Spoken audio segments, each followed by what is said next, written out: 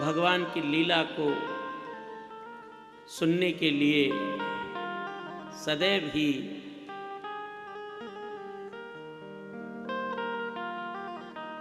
भागवत रसिक बनना पड़ेगा। जब तक आप राम कथा सुनवे को रसिया, हनुमान चालीसा की ये पंक्ति है। जब भगवान की कथा सुनने के आप रसिक हो जाएंगे, आपको उसमें रस आने लगेगा, आपको मजा आने लगेगा, तो थोड़ी सी झांकी से ही हृदय आह्लादित हो जाएगा। बहुत ज्यादा आपको टूर करने की जरूरत नहीं है कि 4 दिन का टूर मार के आए अमेरिका का, तब दिल हल्का हुआ ना। भगवान की झांकी को स्मरण कर लिया कि कैसे मयूर नृत्य हो रहा था महाराष्ट्र में, बस इतना स्मरण ही आपको प्रसन्नता प्रदान कर देगा। भगवान की कथा लीला का रसिक। लेकिन उस महाराज में एक बात हो गई कि गोपियां जब ठाकुर जी के साथ नृत्य कर ही रही थीं, तभी यकायक गोपियों को ऐसा लगा कि 3 लोक का स्वामी, त्रिलोकी का अधिपति,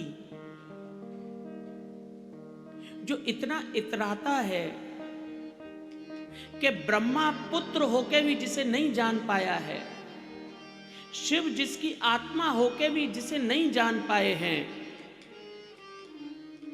और महालक्ष्मी चरण सेवा करते करते युगों युगों से कर रही है, लेकिन उसे अभी तक नहीं जान पाई है।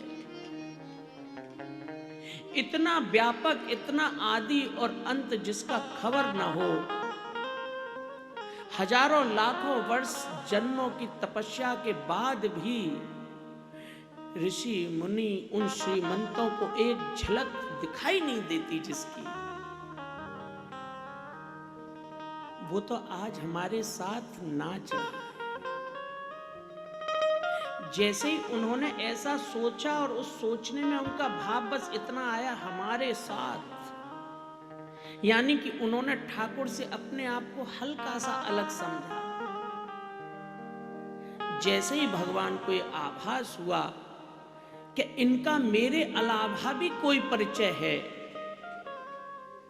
मेरे अलावा भी ये अपने आप को कुछ समझते हैं, यानी कि पूरे पूरे अभी ये मुझ में नहीं मिले हैं, बस इतना भगवान को संकेत हुआ और भगवान महाराज से गायब हुए। जैसे ही ठाकुर जी गायब हुए महाराज से, महाराज का पूरा रस निकल गया। अब उसमें कोई रस नहीं था, कोई आनंद नहीं था। एक बार मिठाई की दुकान पर मिठाइयों में झगड़ा हो गया। मिठाई की दुकान बंद थी और अंदर मिठाई रखी हुई थी सारी। अब मिठाइयों में आपस में ये झगड़ा हो गया कि कौन ज्यादा मीठी है। बर्फी बोली सबसे मीठी मैं, लड्डू बोला मैं भी मीठा हूं। इतने में जलेबी बोली कि मैं तो रस में रहती हूं, मैं सबसे मीठी हूं। इमरती भी फिर कैसे शांत रहती, बोली मैं भी रस में रहती हूं, मैं भी मीठी हूं। रसगुल्ला भी बोल पड़ा कि छोड़ो हटो, सबसे ज्यादा मीठा तो मैं ही। तुम्हें तो रस में से हटा के खाया जाता है, मुझे रस के सुन्ना खाया जाता है। मिठाइयों में झगड़ा ही झगड़ा चल रहा था। एक एक मिठाई दूसरी मिठाई को अपने से मीठी कम बता रही थी। इतने ही बीच में वहां दुकान में एक चीनी की बोरी भी रखी थी। चीनी की बोरी ने कुछ देर तो देखा कि मिठाइयों में झगड़ा चल रहा है, मीठा कौन, मीठा कौन, मीठा कौन। थोड़ी देर में चीनी की जो बोरी थी वो मिठाइयों से बोली, हेलो, और तुम सब में से यदि मैं निकल जाऊं तो कौन कौन मीठा। सारी मिठाई शांत हो गई। ठीक ऐसे ही महाराज में से जैसे ही कृष्ण भगवान निकले, महाराज में कोई मिठास नहीं बची। अब वहां पर रोना हो रहा है। अब गोपियां रुदन कर रही हैं। गोपियों को रोना आ रहा है कि लाखों वर्षों के बाद भी इस आत्मा को तपाया था, फिर भी ये आत्मा निगौड़ी कैसी है। ठाकुर जब साथ था उसी समय इसे ये सोचना था कि हम भी कुछ हैं। जैसे ही अपना भान हुआ, भगवान ने अपना प्लग निकाल लिया कि अब ये अपना घूम रहा है, इसे फ्री मोड में छोड़ दो। और जैसे ही ठाकुर जी से आप कहते हैं कि तेरे बिना मैं कुछ नहीं, सब तेरी लीलाएं प्यारे, मेरा कोई परिचय नहीं, मेरा कोई नाम नहीं, मेरा कोई काम नहीं, ये सब तेरा है और मुझे खामखा तैने इसमें जोड़ दिया है। तो भगवान कहते हैं ये पक्का चेला है, इसको साथ रखो। अब गोपियां रुदन करने लगी, कहने लगी कि अगर इसी तरह छोड़ के जाना है तो फिर हमें कालिया के विष से क्यों बचाया।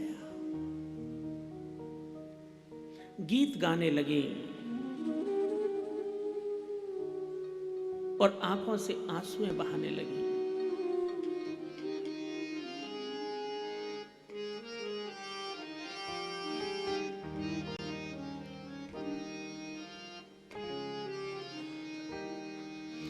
जयति तेधिकं जन्मना व्रज श्रयत इंदिरा ससदत्र हि दैति दृश्यतां दीक्षुतावका त्वयि घृता सबस त्वां विचिन्वते शरदुदासये साधु जात सत् सरस जोदर श्रीमुषादृशा सुरतनाथ ते शुल्कदाशिका वरद विघ्न तो नेह किं वधा।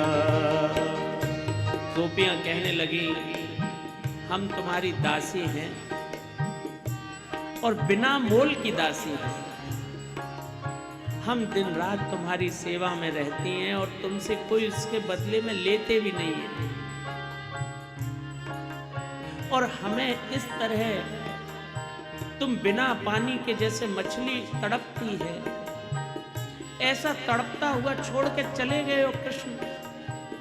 मान लो हमसे थोड़ी सी गलती हो भी गई है तो क्या उसकी इतनी बड़ी सजा मिलनी चाहिए कि लाखों करोड़ों वर्षों से हम तुम्हारी प्रतीक्षा कर रहे थे और यदि छोटी सी गलती हो गई तो क्या उस पर तुम हमें क्षमा नहीं कर सकते। विष जलापयाद व्याल राक्षसाद वर्ष मारुताद वैद्युतानलाद ब्रह्मयात्मजाद विश्वतो भयाद ऋषभ ते वयं रक्षिता मुहु। अगर इस तरीके से ही हमें छोड़ना था तो फिर विषैले सर्प से हमें क्यों बचाया। हमें मरने छोड़ दिया होता वहीं और वहीं हम शांत हो गए होते। क्यों इतने जन्मों जन्मों से हमारी प्रतीक्षा कराई। गोपियां रोने लगी और रोने में वो आपस में ही जैसे भगवान ने गिरधर धारण किया था तो इस तरह गिरिराज जी का ऐसे दृश्य बनाने लगी कि वो कितने दयालु हैं, उन्होंने ऐसे गोवर्धन धारण कर हमारी रक्षा की थी, या वो कितने दयालु हैं, उन्होंने ऐसे सर्प को मारा था। ऐसी लीलाएं गोपियां आपस में करने लग गई। मत्तो भवती, इस भक्ति को भी नारद भक्ति सूत्र में मत्तो भवती कहा है। जब साधक अपने ठाकुर की भक्ति में इतना उन्मुक्त और इतना मस्त हो जाता है कि वो अपना मति खो बैठता है और हर समय भगवान की लीलाओं को ही अंगीकार कर खुद ही वैसा करने लग जाता है। नारद भक्ति सूत्र के जो 84 सूत्र हैं उसमें से एक सूत्र मत्तो भवति है।